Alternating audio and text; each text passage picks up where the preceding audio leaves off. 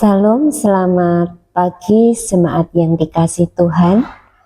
Marilah bersama-sama kita akan menerima renungan pagi yang terambil dari kitab Yoel 2 ayat yang ke-12 sampai yang ke-13 dengan judul Melatih Hati untuk Pulang. Banyak orang mengira Prapaskah hanya soal pantang dan puasa saja, tidak makan daging ataupun mengurangi makanan, menahan lapar, dan seolah-olah inti dari Prapaskah ada pada perut. Padahal kalau Prapaskah hanya berhenti pada perut, kita akan kehilangan maknanya.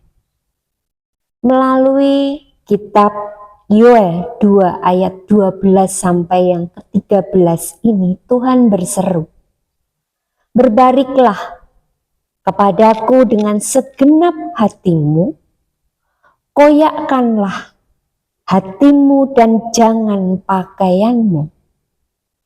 Tuhan tidak sedang mencari ritual yang rapi, Ia mencari hati yang retak, hati yang sadar, hati yang mau kembali. Saudara yang terkasih di dalam Tuhan, puasa memang melibatkan tubuh kita. Kita belajar menahan diri, tetapi tujuan akhir bukan sekedar kuat menahan lapar saja. Tujuannya adalah supaya kita sadar bahwa selama ini mungkin ada banyak hal yang menguasai hidup kita. Amarah dipelihara, ego yang sulit dilepaskan, kenyamanan yang membuat kita enggan untuk mau berubah. Kebiasaan dosa yang terasa biasa, karena ego inilah yang membuat hati kita retak karena kurangnya kedekatan kita dengan Tuhan. Selain itu, Tuhan Yesus sendiri berkata di dalam Injil Markus 1 ayat yang ke-15 yang demikian firman Tuhan. "Bertobatlah dan percayalah kepada Injil." Inilah inti perjalanan 40 hari masa Prapaskah ini. Pertobatan. Berani jujur melihat diri, berani mengakui kelemahan kita, dan berani melangkah untuk pulang.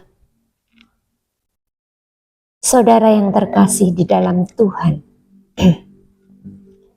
Prapaskah, mari kita bertanya bukan hanya apa yang kita pantangkan, tetapi juga apa yang perlu kita tinggalkan supaya kita lebih dekat dengan Tuhan.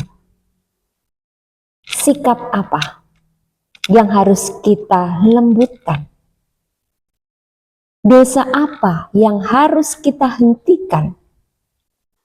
Dan relasi mana yang perlu kita pulihkan?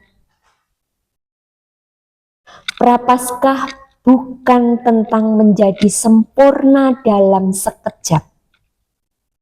Prapaskah adalah tentang keberanian untuk berproses, berubah ke arah yang lebih baik. Sedikit demi sedikit.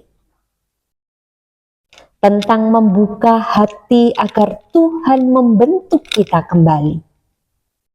Marilah kita bersama-sama menjalani masa Prapaskah ini sebagai latihan hati.